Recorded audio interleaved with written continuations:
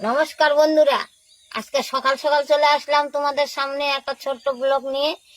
আলপনার পিত্তথলির মধ্যে পাথর হয়েছিল, তোমরা তো সবাই জানো।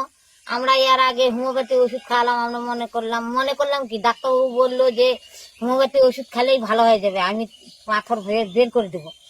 খেতে খেতে খেতে খেতে দেখেছি যে বের হলো কি না, আমরা আবার পরীক্ষা করলাম। না, ওই যে বন্ধুরা কমেন্ট করলো না অনেক। হ্যাঁ, অনেক বন্ধুরা কমেন্ট করে বললো যে তোমরা হোমিওপ্যাথি ওষুধ খাও না, একবারে অপারেশন করে নাও, নাহলে এই পাথর কোনোদিনও জীবনে ভালো হবে না। আর নানান কথা শুনে আমরা মনে করছি না, আর একবার পরীক্ষা করেই দেখা যাক পাথরটা শরীরটা কেমন হবে। খারাপ হয়ে যাচ্ছে আরো। দিনকে নেই এরকম। তখন আমরা পরীক্ষা করে দেখলাম পাথর বড় হয়ে গেছে, আর থামা যাবে না। এখন হোমিওপ্যাথি ডাক্তার বাদ দিয়ে না, এখন এলোপ্যাথি ডাক্তার। আরেকটা হোমিওপ্যাথি ডাক্তারের কাছে গেলাম। ও, আর একটা হোমিওপ্যাথি ডাক্তারের কাছে গেলাম, অঞ্জলি বক্সি।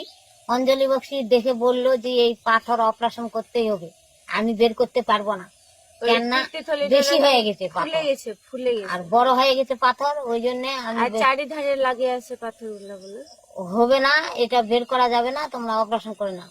এখন আমরা ডাক্তার দেখাচ্ছি গঙ্গারামপুর নার্সিংহোমে। না, আরেকটা ডাক্তার দেখাচ্ছিলাম, সঞ্জয় দত্ত।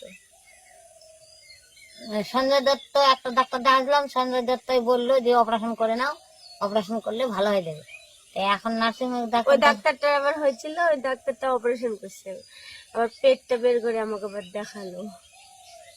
আচ্ছা, যাই হোক, দেখায় দেখায় সাহস টাহস দিয়ে থুয়ে এখন আমরা করছি যে না, হবে না আর।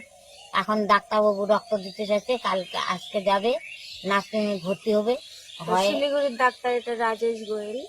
শিলিগুড়ির ডাক্তার রাজেশ গোয়েল ওই দেখিচ্ছে। এখানে আজকে যে আমার হাবলানি দাস, এখানে আমার একটা মামি আছে, ওর টিউমার হয়েছিল, ওই টিউমার অপারেশন করেছে রাজেশ গোয়েল। ওই গঙ্গারামপুর সুস্পষ্ট নার্সিংহোমে, গঙ্গারামপুর সুস্পষ্ট নার্সিংহোমে তো অপারেশন করেছে। ওই জন্য আমরা বলেছি যে ওখানে আমরাও করব। ওখানে বলে খুব ভালো ডাক্তার, ভালো ভালো আছে, তার মধ্যে সুযোগ সুবিধা ভালো আছে। আবার কিন্তু মানুষের থাকে আবার ওই যে কি কার্ড, স্বাস্থ্যসাথী কার্ড দিয়ে বলে ছাড় পাওয়া যায়। আবার একটাই দুশ্চিন্তা, বাড়ির মানুষের থাকতে দিবে না। আমি কি করব, আমার তো চিন্তা হচ্ছে থাকতে দিবে না। যদি থাকতে দিত তাহলে আমিও ওখানে থাকতাম, দেখাশোনা করতাম কি হচ্ছে না হচ্ছে। তো ওরাই বলে দেখাশোনা করবে, তো দেখা যাক। আজকে রক্ত তো দিতে যাবে, রক্ত দিয়ে